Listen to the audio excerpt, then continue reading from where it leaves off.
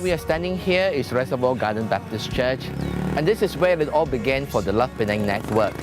In 1999, there were about a group of pastors that came together. It was the turn of the century, the 21st century, and the third millennium, and the group of pastors were wanting to decide on what we can do to bless the community. At the time, the Y2K issue was raging and people were fearful. We believed we wanted to present the hope of the gospel and to bless the community. And so the pastors prayed about it, and we felt that we should do 3 major citywide events in the year 2000. One of the events was to be a prayer conference, the second event was an evangelistic rally, and the third event was to be a charity fundraising.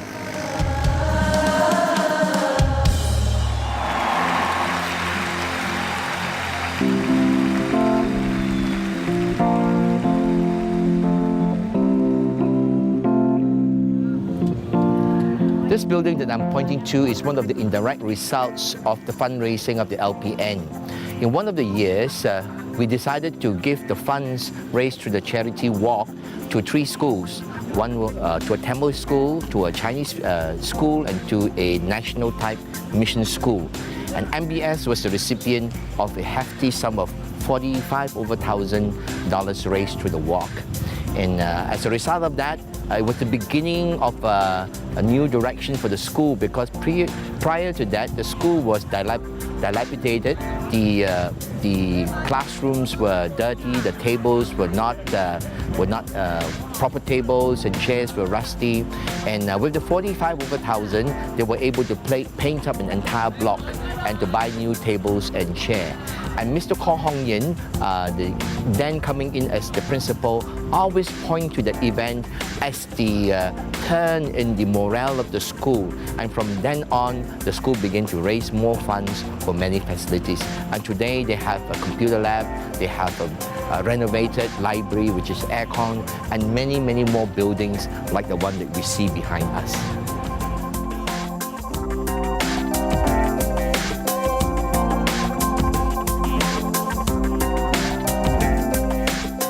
We're now walking into the conference room of FJ Center. This is where the vision was hammered out. This is a conference room where the LPN pastors met every month on the second Thursday for a time of great breakfast, great fellowship, praying together, and strategizing for the future. It was in this room that this LPN Vision work paper was hammered out.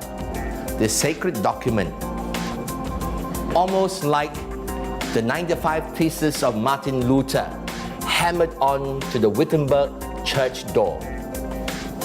This document changed the direction of LPN from being an event-based organization to a partnership with a focus for the transformation of the city. And the new vision that was forged was a vision for transforming Penang for Christ.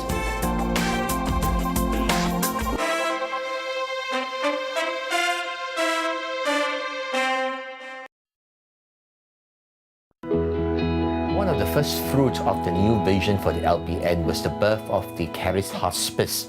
I'm reminded of the determination of each of the pastors not to duplicate similar ministries in our own church, but to join resources to birth new ministries in the city. Pastor Ko Chin Wan approached us one day with this vision from one of his church members, Dr. Ulu Chan, for a palliative care for terminally ill. The LPN pastors felt that this was one of the things that we need to join together and support and begin. And so we pulled together funds so that we enable Dr. Lu Chan to quit from her job in Mount Miriam Hospital and to come out and start this hospice. Today, the hospice is funded over 80% by well-wishers and donors, and has become a very successful ministry in the city.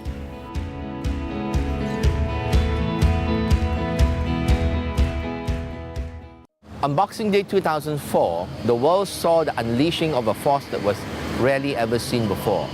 A major tsunami generated by an earthquake in Aceh killed over 280,000 in Asia. Penang had its share of the tragedy. Over 50 people died in the island, and amongst them were picnickers on this very beach. An entire Malay village further down the beach was destroyed by the tsunami. Feathers Park Baptist Church, under the leadership of Pastor Prem Kumar, swung into action, rendering assistance to the devastated villages. Funds were raised. Church members were challenged to respond physically to help the villagers in the days after the tsunami. Some of the funds were given to the fishermen in other affected spots of the island in Pulau Betong. This natural disaster caused the LPN pastor to consider the matter of rapid response when natural disaster happens.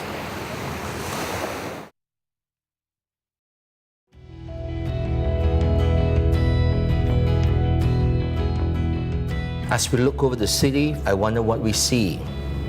Do we see as Christ sees when He looks over our city? Since 2008, we have had 2 senior pastor planning camp, seeking the Lord's mind as to how we can transform our city, seeing from His eyes. And we've come to this conclusion. We believe that He wants all our members to be discipled and to live as world Christians. We believe He wants us to engage with the city in our workplace, in all the 7 spheres of influence, and to be the salt and light that will transform our society. We believe the Lord wants us to plant many more churches and congregations, especially amongst people groups in our city who do not have a church in their language yet. We believe that the next 10 years is going to be a grassroots movement, and that each one of you will play an important role in the fulfillment of the vision. And there's one more thing we still want you to see, a model for the future. The House of Hope is a ministry that was begun by Cheng Si and her cell group. They were discussing the topic of compassion. And so one of the nights they went to the Komta Concourse to look for the homeless there and to feed them. And one thing led to the next. The ministry was launched in Rifle Range here. This is not a church-driven ministry. This is a ministry that's driven by individuals that have caught a passion for the kingdom of God. And so this is a model of what LPN can begin to see in the next 10 years as we encourage the members to engage with the 7 spheres of influence. As a result of this ministry, people have been coming to the Lord. Every weekend now, there are 5 services that are run by different churches in this place. Will you be involved?